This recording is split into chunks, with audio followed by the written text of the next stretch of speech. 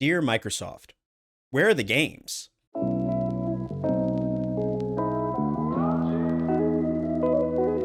What's going on, guys? Welcome back to the channel. That guy right here, and I wanted to make a little impromptu video following the events of the Game Awards. As you may or may not know, the Game Awards recently just came out this past weekend from the time of recording this video, and during that we got a ton of announcements, we got a ton of trailers, we got a ton of awards handed out to some of the biggest games that came out this year, and I think it's hard at the end of it to not realize what we didn't see.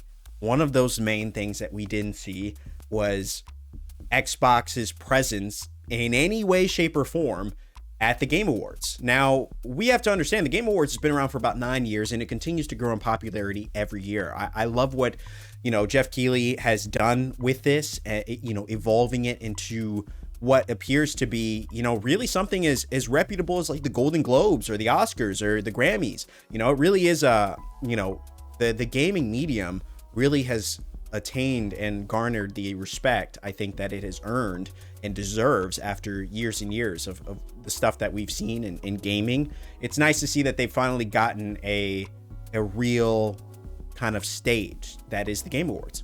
But I say all that to say that the Game Awards is the grand stage, and it is the stage in which, outside of E3, you really want to be pushing something that is great, and I think from Xbox's perspective, they should have pushed Redfall, which is one of their big games that they've been touting about for quite a while. They should have pushed Starfield, which apparently they continue to push as the second coming of Jesus, that Starfield is going to be the next thing, that the next big thing.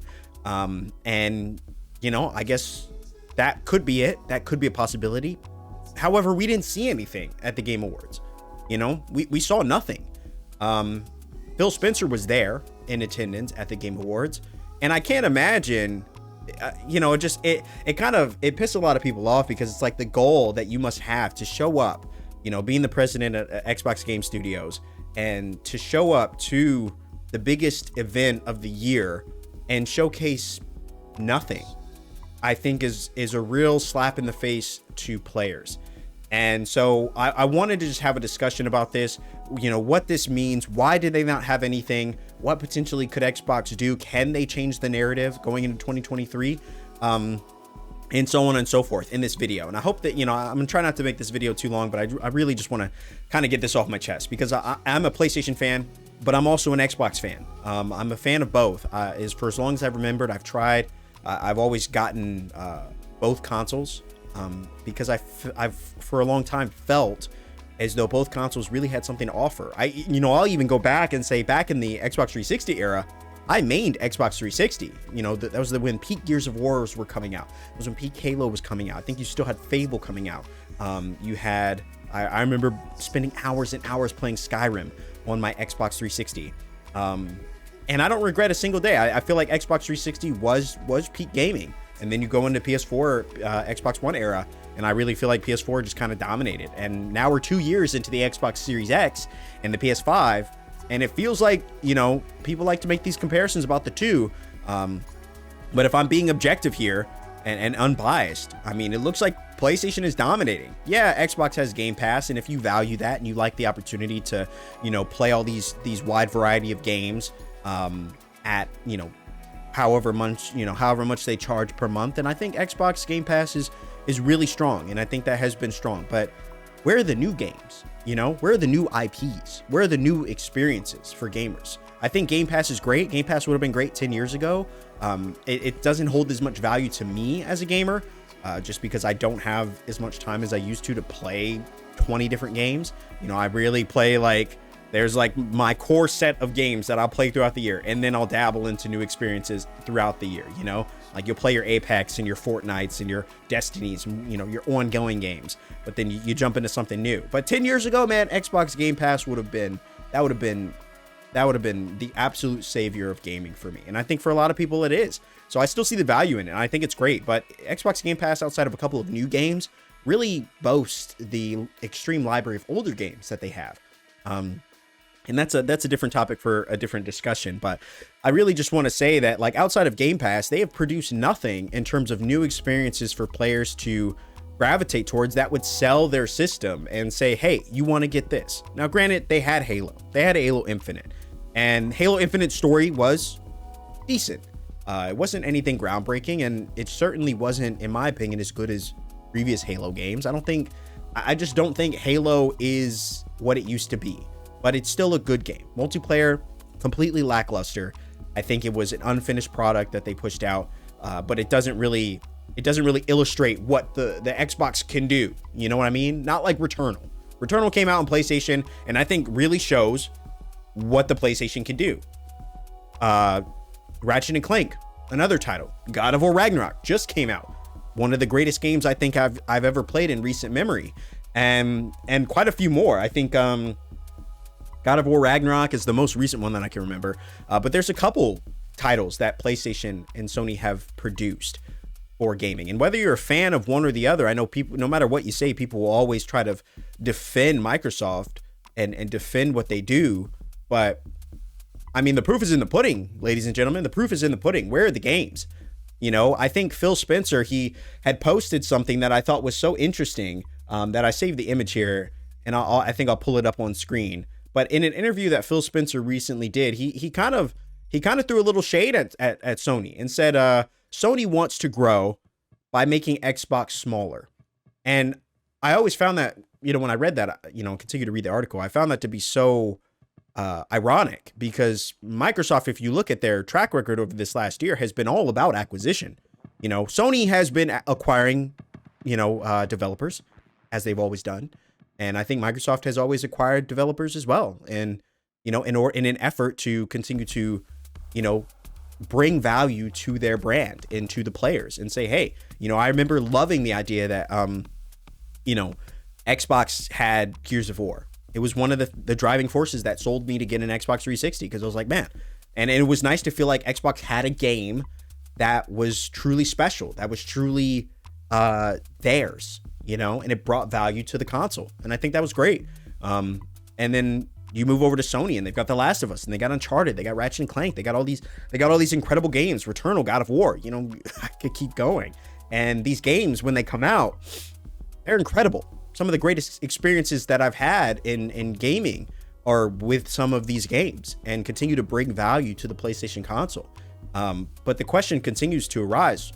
Sony, you know, Microsoft, are you out of ideas? Do you know, what's going on? And I think it's what a lot of players and a lot of fans of Xbox are starting to ask themselves too, because this is another full year where Xbox didn't really have much. How many times are you going to continue to push Forza on people?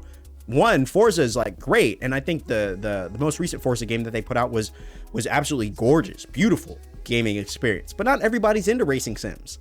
I mean, that's just the cold hard fact. Like, I think if you're going to push out something that is kind of a benchmark or a staple of your console, just to get people a little taste of what your console can do, you know, this is why they pushed out Gears of War games, and they pushed out Halo and stuff like that. And I think Halo came out, but I don't think Halo really did justice to the system. I think Halo was a good looking game, but, you know, it was nothing spectacular in my opinion. And I think Starfield is the game that they think that is really going to take them to the next level. But if we know Bethesda based on the track record, Bethesda's not really known for pushing out a completed product, a finished product. They're really not. Most of their games that have come out are incredibly buggy, so buggy that most of them end up becoming a meme that lasts for years. Look at Skyrim, you know?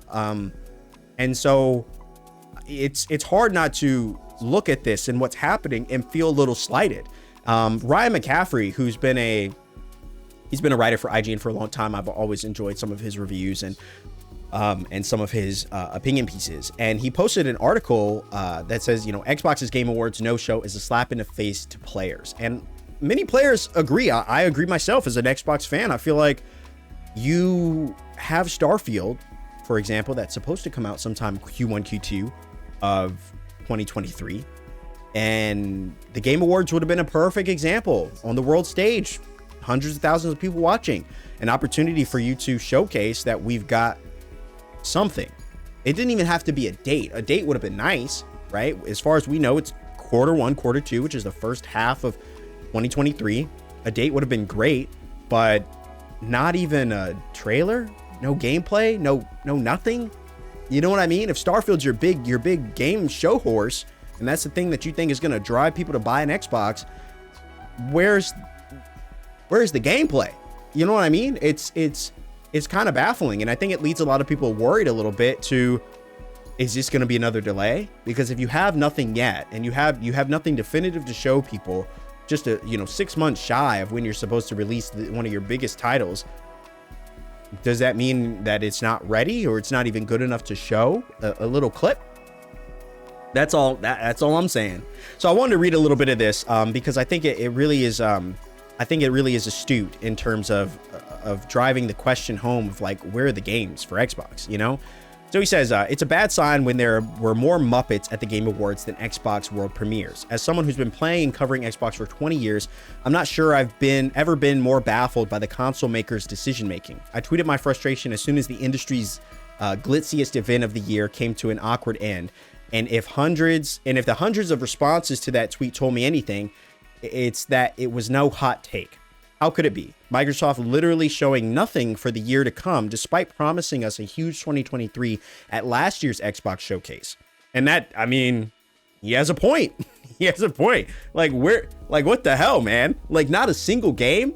You're buying up all these companies. You're buying up all these developers, to try to compete with Sony. And so you're saying, Sony's going to buy this developer here, this little developer here, and make something special. We're going to do that too. We're going to buy Bethesda.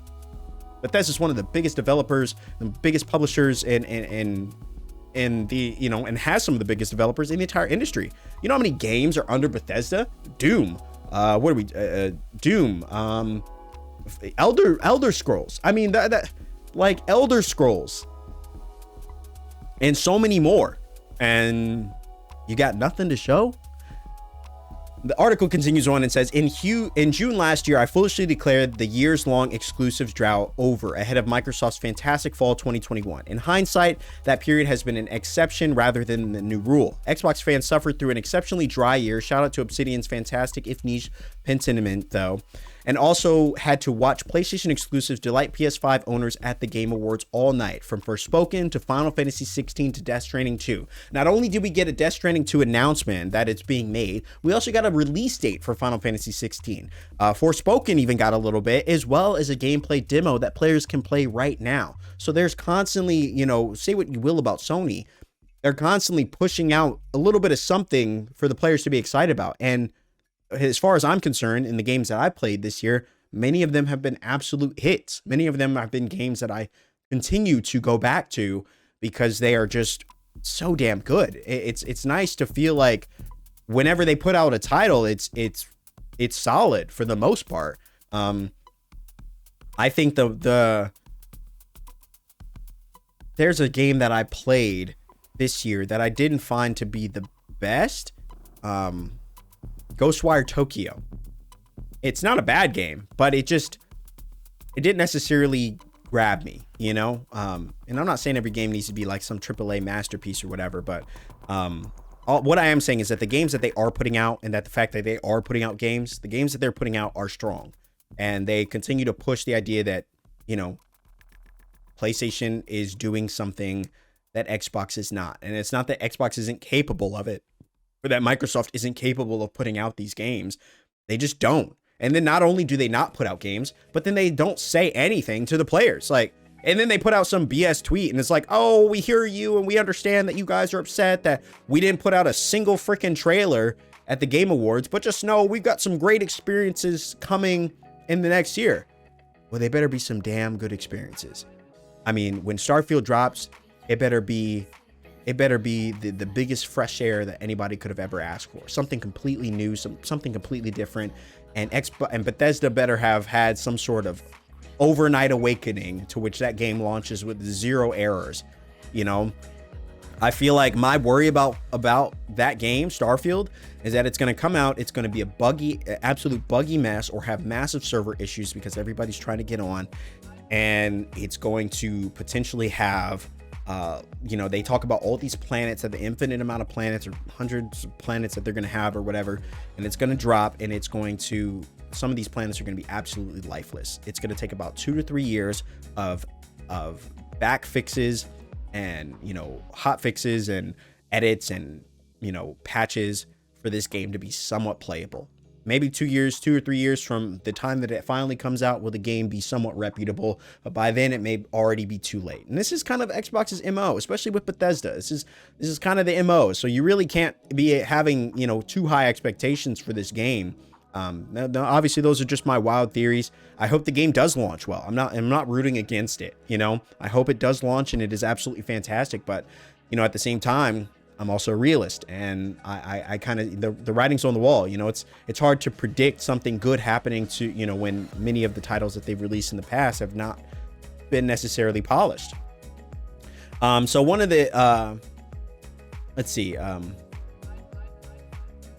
So one thing that really points out in this article, it says that the Xbox leadership team didn't wake up the day of the show in a cold sweat exclaiming, "Oh no, we forgot about the Game Awards," like they were when they were Kevin McAllister's mom. Oh no. Oh my gosh. Then to add one more kick in the groin, Xbox players watched Sony-backed developers wear out a path to the Game Awards stage to accept award after award for the fantastic games they shipped throughout 2022. I mean, that's true. You can't hate on Sony for winning. You know, I love Sony. I love Microsoft. But you'll see it a lot where Sony will do something well and then people will still crap on them and say, "Oh, well, they didn't do this," or, "Oh, you know, Xbox has that," or "We have Game Pass." And it's like you're kind of holding on to the only little crutch that you have to kind of make yourself feel good over the fact that you're the system and the console and the company that you swear your life to is kind of shiting you. It's kind of slapping you in the face left and right.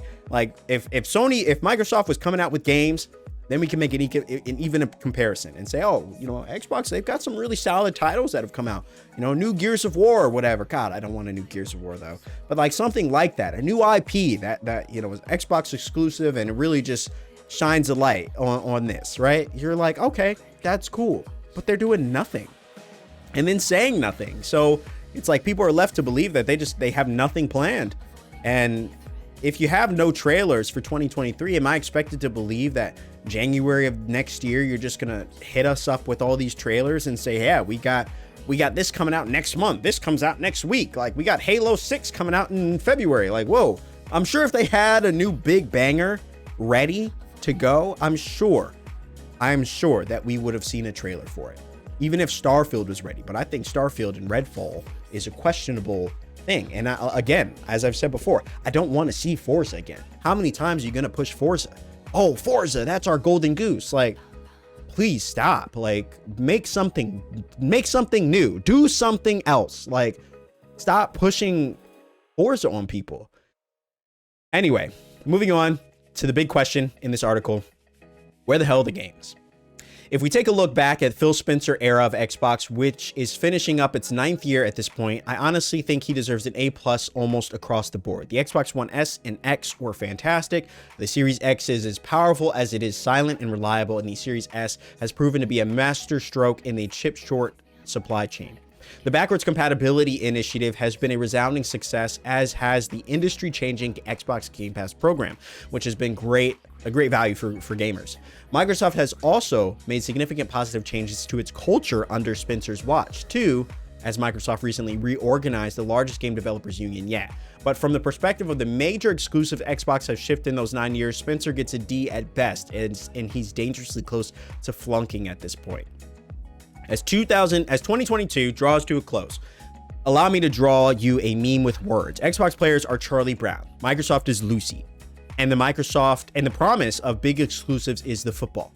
Yes, the pandemic affected timelines. Yes, Russia's invasion of Ukraine has directly impacted multiple Xbox exclusives. And yes, shipping games too early would be the wrong move. But the fact remains that Xbox now proudly counts 23 studios in its first-party portfolio. That this year is ending with exactly 0 AAA efforts coming out of the Xbox Game Studios was tough enough to stomach for Xbox players. But for Xbox to show up to the Game Awards empty-handed, as millions of gamers looked on, is simply unforgivable. Microsoft is close to being out of goodwill with its audience. Any hope the company has of winning back the mind share is it lost amidst the rash of mistakes during the Xbox One era is rapidly slipping through its fingers with no one to blame but itself. I think this is a beautiful article. I think it's very succinct and really is saying exactly what I've been trying to say, is that I see it in the Reddit posts and I see it in Twitter a lot, where Sony will do something right. They'll make a game and that game is incredible. And then people will crap on them because they'll say, well, PlayStation exclusives, blah, blah, blah. This game is trash. It's mid.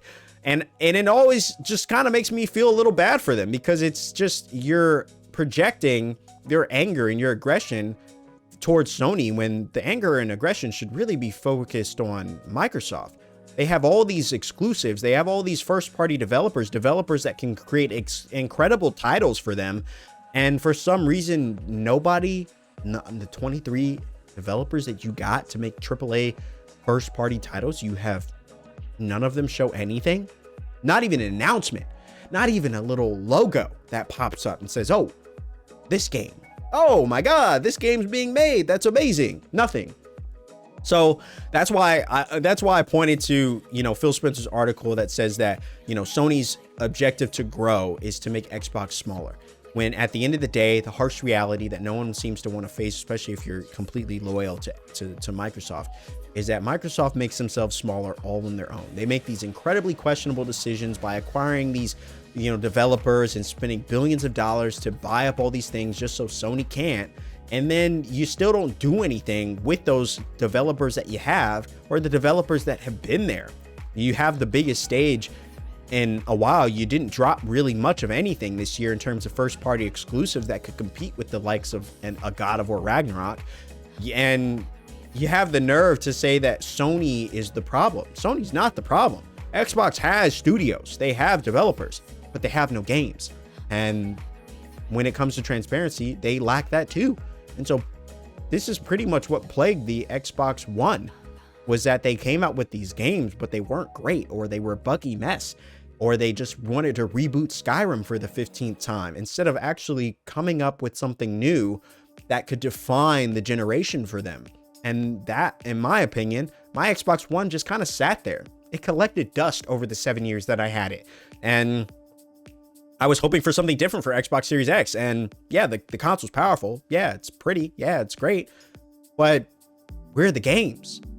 So at the end of the day, I think Xbox really needs to take a look at itself and say, what are we doing? Stop focusing on Sony. Sony's doing what they got to do.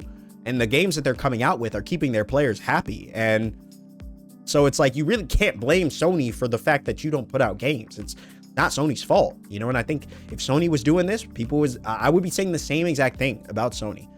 But to be honest, like, outside of Sony just having a really weird subscription model now, 3 tiers for whatever reason, outside of that, like, the studios that they have been putting out have been solid, 100% solid, incredible experiences. God of War Ragnarok obviously being the most recent one that just continues to show why Sony dominates in the gaming market. No matter how many exclusives or how many studios Xbox has, if they can't put out games, and I mean, they're really the only ones to blame. So those are my thoughts. Let me know down in the comment section below. I do apologize for this video being too long. And once again, as I likely will see in the comment section, I am not an Xbox fan. I'm not a Sony fan. I'm a fan of gaming. I'm a fan of both. And I've always loved to watch the games that come out on both consoles. And I want both to be successful.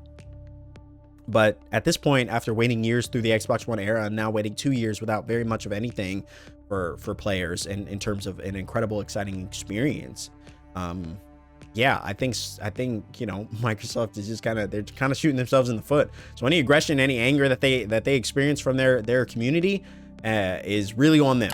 It's really on them. And I do think that Game Pass is incredible value, but I don't think Game Pass can save them forever.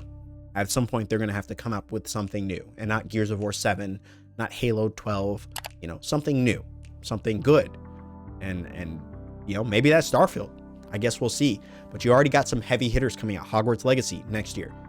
The new Breath of the Wild. Breath of the Wild. I fully anticipate Breath of the Wild to potentially win Game of the Year next year, unless something else comes out that's just mind-blowing. I fully anticipate that to win Game of the Year. So you're already up against it. And so, yeah, you know, I don't know. We'll see. I'm hopeful, but we'll see. At this rate, without any trailers, I don't anticipate 2023 to be a massive year for them either. But that's all my thoughts. Let me know that in the comment section below. What are your thoughts about no exclusives, no trailers in this most recent Game Awards? I'm curious to hear your thoughts down in the comment section below. Drop a like or sub if you guys enjoy this kind of content. Let me know. I'd love to hear if you guys want me to do more stuff like this. But until then, I appreciate you guys for watching. Thank you so much. I appreciate you. And I'll see you guys in the next one.